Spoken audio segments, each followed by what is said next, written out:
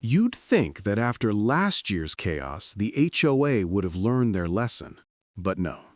Because apparently, in my neighborhood, Halloween isn't a holiday, it's a battleground. Let me take you back to last week, when the Halloween spirit was just starting to creep in. The leaves were turning orange, the air felt crisp, and the stores were rolling out decorations so fast it should have been a seasonal emergency.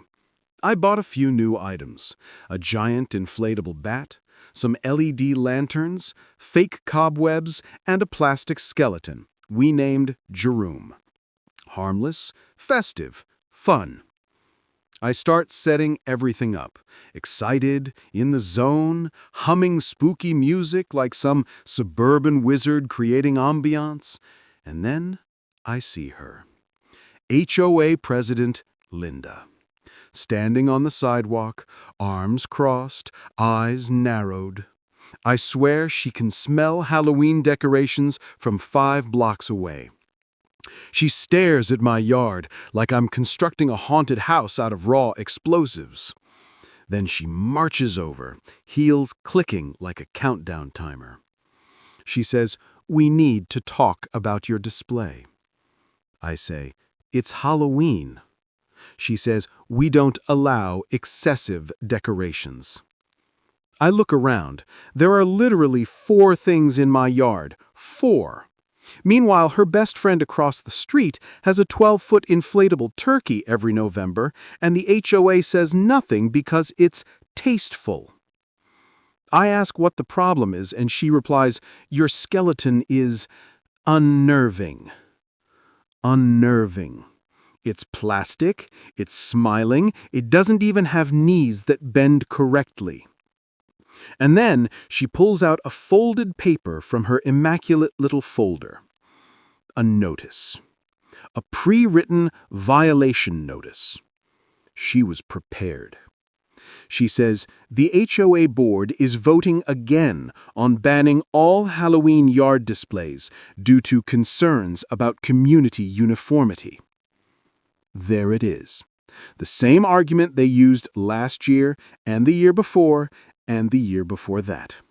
They failed every time, but like a villain in a low-budget movie, they keep coming back with the same plan. I tell her, "Halloween is in 2 weeks. You can't just ban decorations because you don't like Jerome's face." She says, "It's not personal. It's about safety, cohesion, and respectful aesthetics," which is HOA language for "I don't want spooky things because they clash with my hydrangeas." I ignore the notice, finish my decorations, and go back inside. But the next morning, they escalated. I wake up to a mass email from the HOA board titled "Community Alert. Unapproved decorations in violation." And the email contains pictures. Pictures of my yard, 24 hours after decorations went up. The email says decorations like mine may cause distress, may attract vandalism, and my favorite one, may pose a tripping hazard to trick-or-treaters due to visual clutter. Visual clutter. They were calling my skeleton visual clutter. But the community wasn't having it. Because right under that email, people started replying. Publicly. One neighbor says, "I love the decorations. Bring back the fun." Another says, "If you ban Halloween decorations, are you also banning Christmas lights, asking for consistency?" A third one, bless their soul, attaches a gif of a dancing skeleton and writes, "Jerome deserves rights." It was glorious. By noon, over 50 people had replied. The HOA board shut off the reply all feature because the email thread had turned into a revolution. That evening, Linda shows up again. This time she brings backup, 2 board members and their clipboards. They walk through my yard taking pictures like they're documenting a crime scene. I open the door and ask, "Are you seriously doing this right now?" Linda says, "We're gathering evidence to present during the emergency meeting." Emergency meeting. For Halloween decorations. This is what my HOA considers an emergency. The meeting was scheduled for the next day at 6 p.m. And apparently word spread. Because when the time came, the community room was packed. Standing room only. People brought snacks. Someone even brought glow sticks. Linda starts with her classic speech. Halloween decorations disrupt a harmony of the neighborhood and create unpredictable visual environments. Unpredictable visual environments. She made it sound like my plastic skeleton was a psychological weapon. Then she pulls out photos of problematic decorations. Every photo is of my house.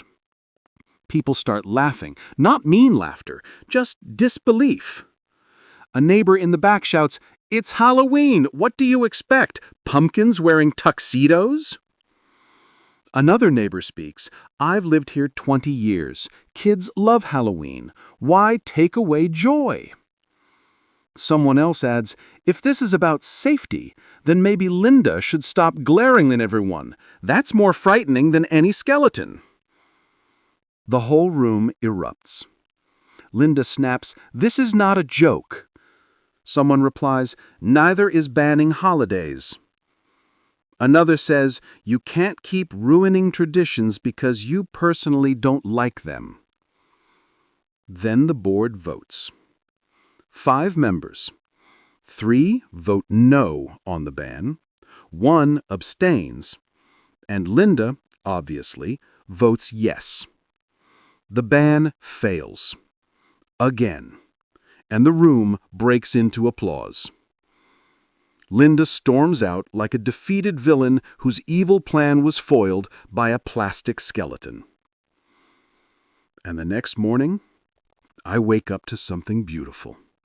Almost every house on the block had put up Halloween decorations overnight.